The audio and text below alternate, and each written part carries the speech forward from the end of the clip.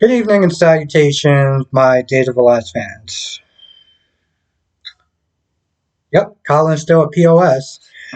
More importantly, Nicole, I don't understand this character. So there's a certain point after Sloan gets called in to, practically babysit a client and making sure that because she's all super nervous and everything. So Sloan got to go and take care of that. Nicole comes over, and at first she just walks over and just like stares at him, and I'm like, hello? Like, what do you want? But of course, she's asking all sorts of questions like, oh, why are you going back out with Sloan for? I thought that was just a hookup thing and this, that, and the third. And then she says some stuff that's just out of pocket for her. Okay? She's all like, oh, like anyone is gonna, like anyone in this town really likes her or thinks really highly of her. I'm like, whoa, people don't really think that highly of you. What are you talking about? Like, the things that just really irritate me about Nicole is the fact that she comes across as a hypocrite.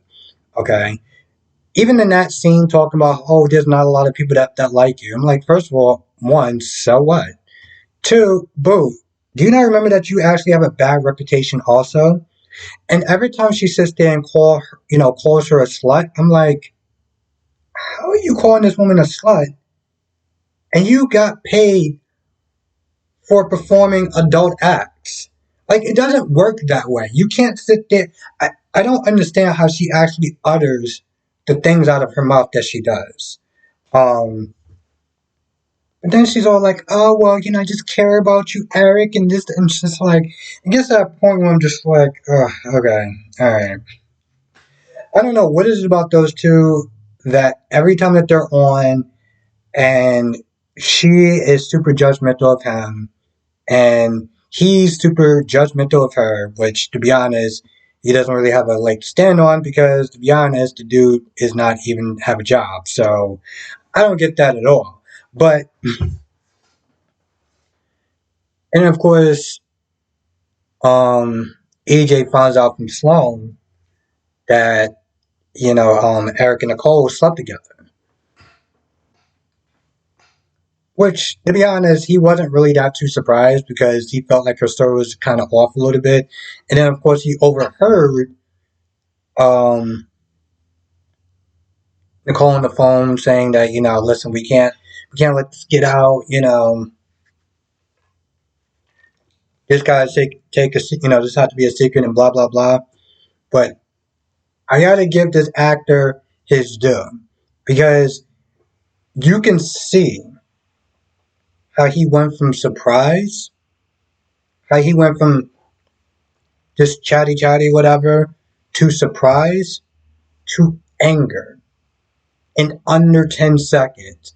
Like, the look on his face was just like, it's like watching somebody transform. And it was such a good scene. It was such a good scene. Even if you don't like EJ, you gotta sit there and give him props for that scene because that was a good scene. And then there's a point where he is on the bench and they had some sort of like red lighting on his face. And I'm like, you can tell he's just like angry and pissed off or whatever. But the thing is, I don't think he's so much pissed off at the fact he has these super romantic feelings in Nicole. I think it's just a simple fact that somebody one upped him. You know, like, oh, you went out with my, I don't want to sit there and say property, but it's not like he's in this deep love with her. Yeah, I mean, they're going out and stuff like that, and any person would be upset, but like, you know, if you saw the previews, you know that, he throws hands with Eric.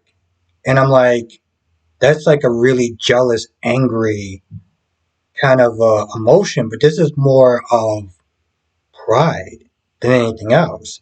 Now, of course, EJ was already not having a good night, seeing Matt, Gabby and Stefan make out in the living room like nobody else has to sit there and walk through there and see PDA that they may not want to say.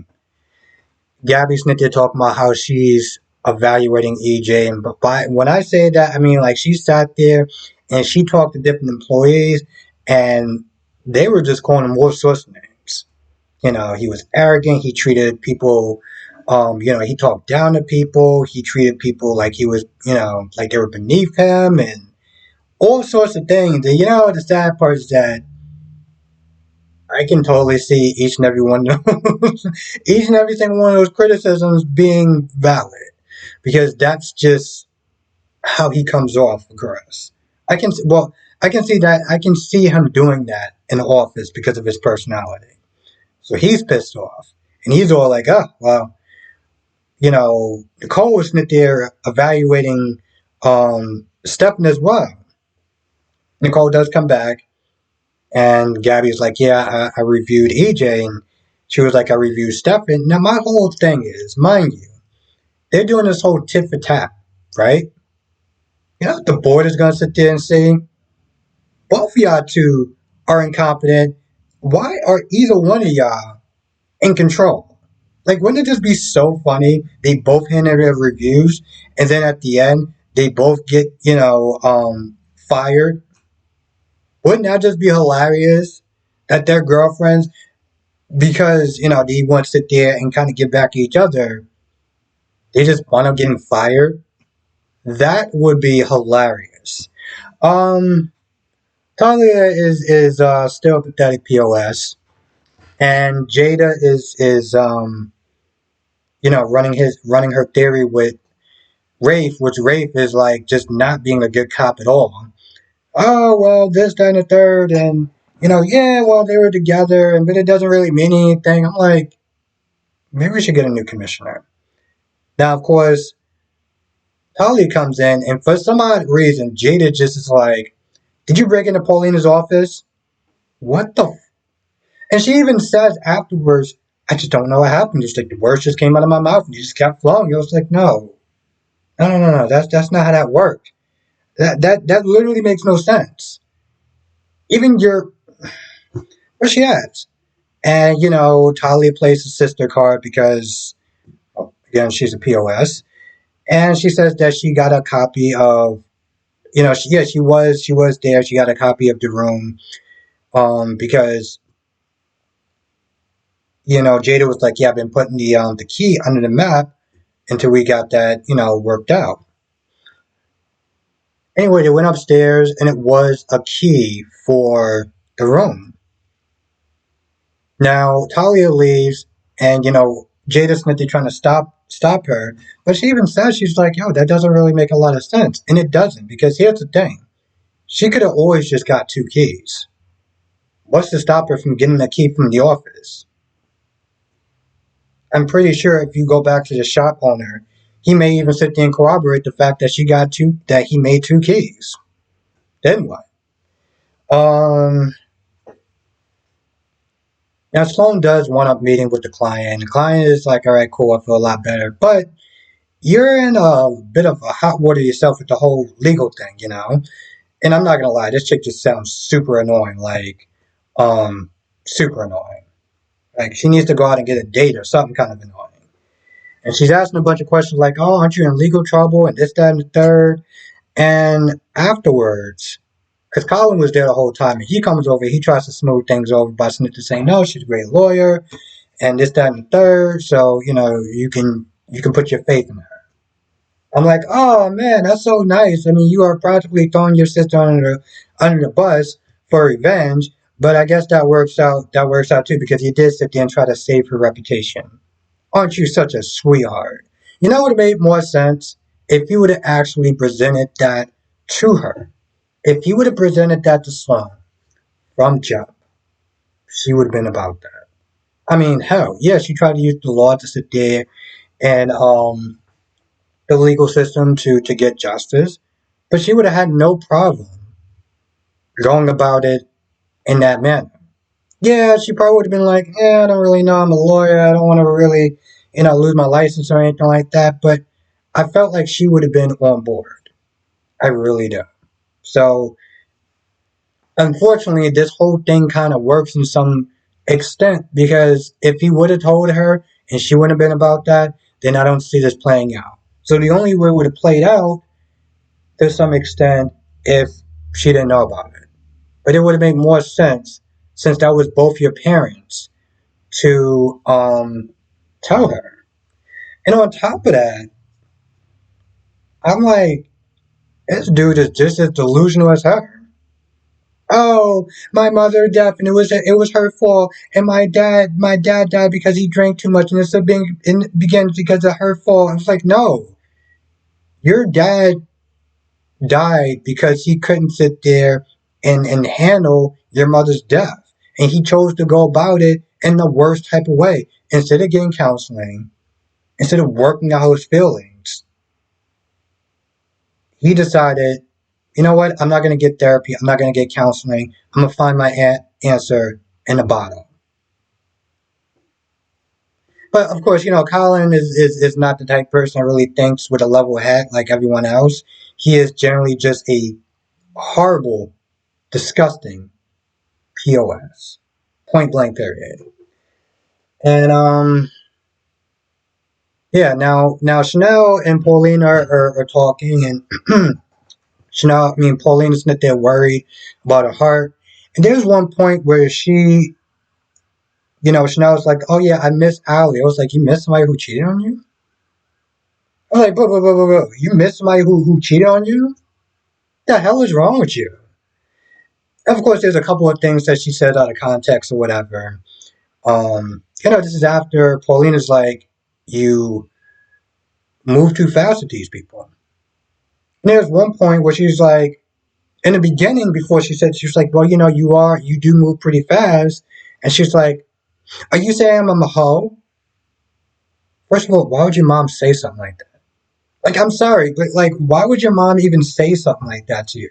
That line literally made no sense. It just makes the character look pretty stupid, kind of dumb in that situation. But then, of course, she brings up a pattern for falling too hard, and she's like, "I want to have fun," so they want to go on a date. In the beginning, I think yesterday, or maybe it was today, she was like she couldn't do it, she couldn't go through with it. And I remember, yes, it was today. She was like, "I don't know if I can go through with it. I'm deliberately hurting her," and I'm just like, God, so stupid. This is so dumb. And I generally do love Days of Our Lives. And granted, sometimes they may pull out a really crappy story, but for the most part, I do love most of the stories that's going on. There's been a couple of stinkers, like when Chanel first got down, I couldn't stand her at all. Um, and I'm loving most of the stories except for, well, the Talia stuff. Now, towards the end, when Nicole is bringing out her laptop or whatever, she is in a lot of pain. And Gabby, Gabby sits there and looks at her like, "What? What's going on?